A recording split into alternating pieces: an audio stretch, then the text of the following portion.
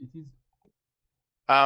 So was the first one why not driven?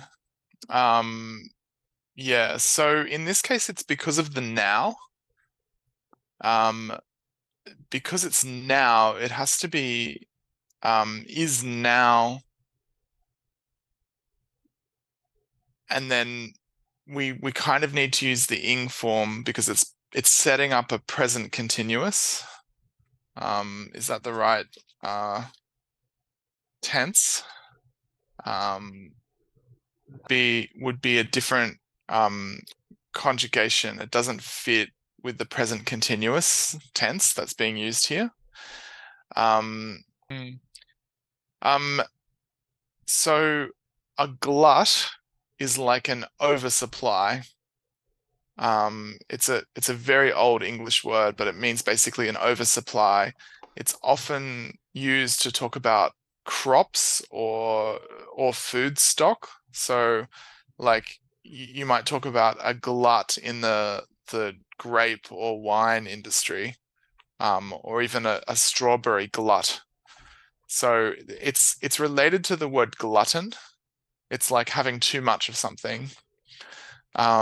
So you could say here you could say the global semiconductor industry is now driving a glut, which would imply that it's kind of creating that in a different way. Um, um, the meaning of glut, a glut in something or a glut of something, is that what you want? Exactly. Can we say that a glut of students or graduate students in mechanical engineering? What do you mean flooded with people? Can you explain If it? if you And another question, can we use here, because it is the same tense, it should be the same tense that has, for example, that is driving or mm, losses or not. is driving or has driven, so it is a slightly different tense. So has driven, um, let me think. Is that present perfect? So the consistency here is that they're both in present tense. Um, one of them uh, is about what's happening right now, is now seeing a glut, and then has driven. That is something that at this point, it has up to this point done that.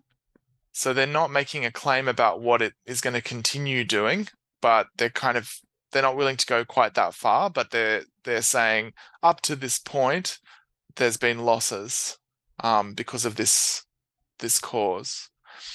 So as you Um, mentioned, has driven and is, for example, seeing, both of them are present. yeah, in that case, it's about this particular verb doesn't quite work in that way. So you can't say is driven a something. You'd have to say is driven by something. And you'd be talking about what causes it rather than its effect. Mhm. You could say is driving a glut, which would be slightly unusual but more grammatical. Um, so you could say that the global industry is driving a glut, that is, they're somehow creating it through this process.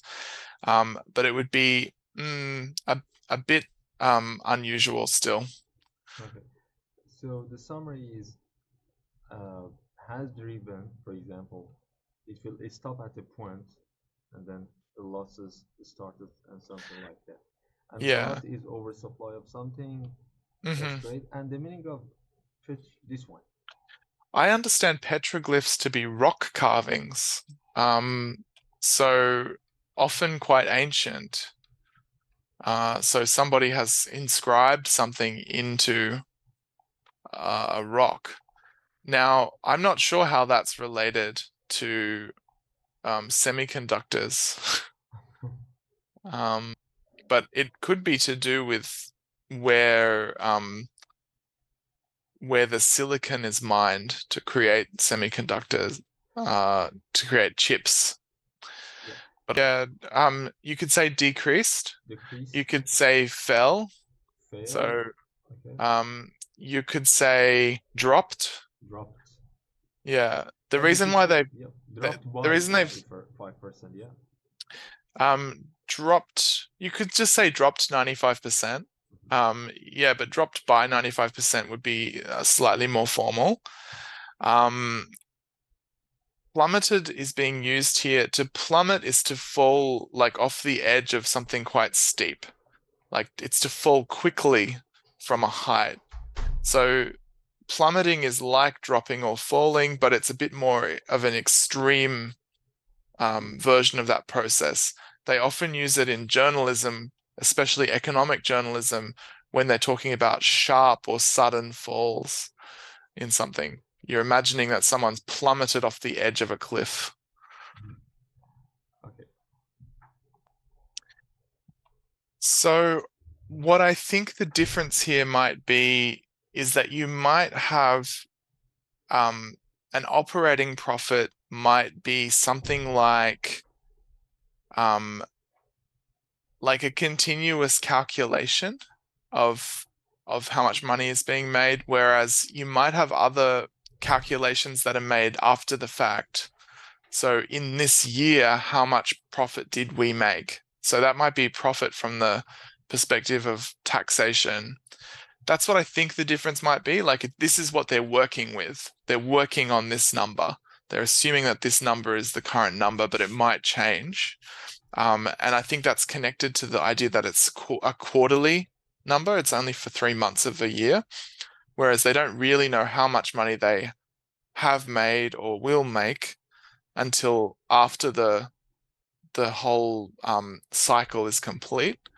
But I imagine an economist could also point out what operating profit means, or maybe even a business person, that it means something particular in those fields.